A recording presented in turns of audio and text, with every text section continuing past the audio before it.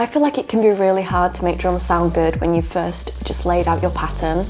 All the samples are from different sources, and it's really hard to make the drums sound like they're part of a family or a kit. So here are 5 tips to make them sound better. So the first thing we can try and play around with is using percussion loops instead of hi-hats. It could just give a little bit of a different flavour to your beat and make it just a little bit more unique. So I've got a simple beat here with kick and snare. And then I found this percussion loop. But I felt like it was going to be too busy for the whole beat. So there are some amazing warp algorithms within Ableton where you can really mess up with this percussion loop and make it your own. And I'm going to show you how to do this not on Ableton as well. We can go in, we can make sure warp mode is on beats. This sample's already been warped anyway because I dragged it in and I made sure it was warped to my tempo. By default, these will probably be your settings, but if we change this to forward mode only and then start playing around with this number, we're going to end up highlighting the transients of the loop and lowering the rest of the loop. So have a listen to how that changes the sound.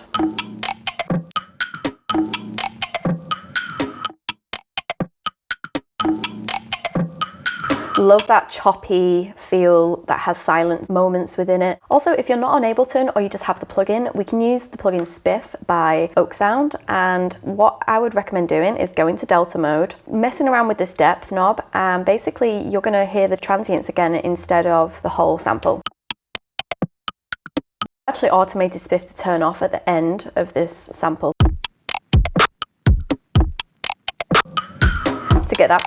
Okay, my next tip is about creating interesting pockets within your drum elements. The things that are interacting with each other, for them to interact with each other better. Let me show you what I mean. So I've got my percussion loop and it's sounding good, but to get it sounding even more tight, I'm gonna mute the percussion whenever the kick or the snare play. I could just do the kick, I could just do the snare, but I'm going to do both. And this creates this idea that the percussion is just like answering the gaps.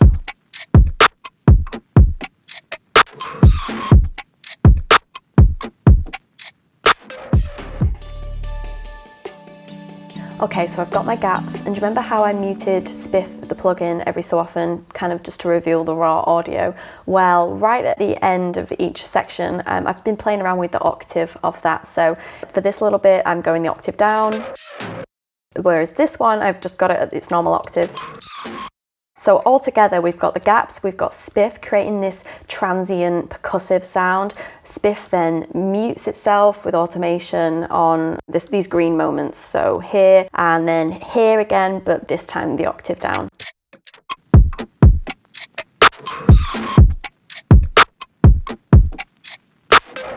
And for even more ear candy, you can pan certain moments to just pop out. So on this time, I've got it slightly panned to the left and then to the right.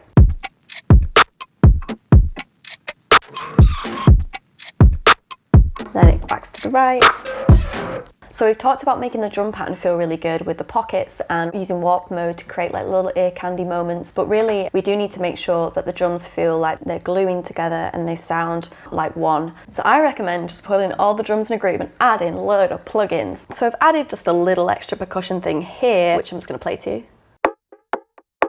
So the first plugin I've got on the group is a compressor. This one's by Universal Audio. I'm using this just to subtly compress anything that pops out a bit too loud, and in the same effect when I do turn up the makeup gain, that's then going to increase the really quiet moments of the audio. Hope that makes sense. So those tiny moments in that percussion loop is going to be slightly louder, and because the compression is being applied to all of your drum parts, it's like everything's now going through the same effects and working as one, pushing and pulling in volume together. We've got also an Ableton glue compressor here. Universal Audio emulates old analog gear. A glue compressor is not going to add that kind of character, but it's just going to do a really similar job. A really big one for me is adding saturation. So again, find your favorite saturation plugin. Mine is Decapitator by Soundtoys, and we're just boosting up the drive a little bit. Let's hear where we're sounding at the moment.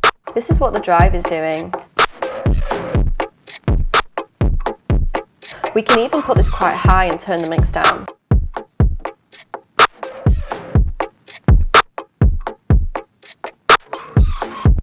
The plugin that comes with Ableton called Drum Bus is awesome, love it, use it all the time. Again, I'm going to add even more drive here, some crunch, boominess if you feel like it's needed, but don't worry about copying my settings, just play around with this plugin, it's awesome. I've added spiff because I felt like there was just a few transients that needed to be a bit louder, but I wouldn't normally add that in my typical drum bus. EQ, I didn't add any EQ in this situation, but we could EQ the drums as a whole. And not forgetting we can also filter the drums as a whole to create that feeling of togetherness. So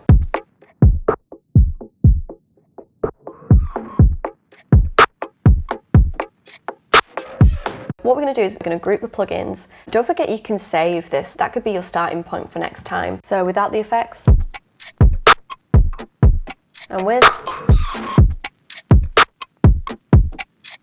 I've tried to match the gain here with a utility plugin. Everything just sounds a little bit more mixed. Highly recommend adding a load of plugins to your drum bus.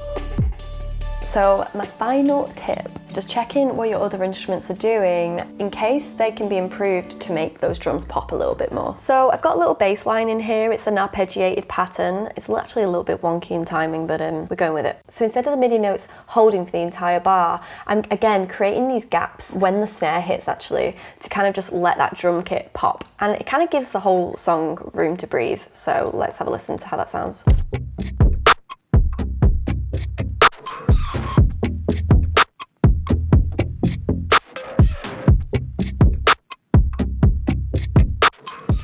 Okay, so those were my 5 drum tips. I hope they help, and if they did, feel free to subscribe. Should I make more videos like this? Let me know.